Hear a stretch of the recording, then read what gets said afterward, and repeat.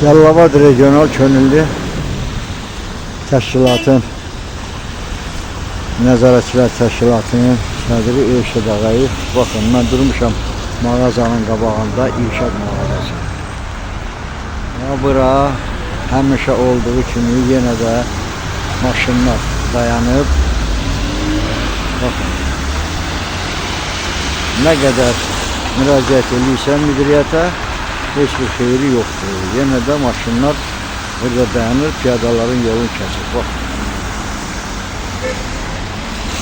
buradan piyadalar keçmək üçün burada dayanan maşınlar elə bir dayanacaqdır.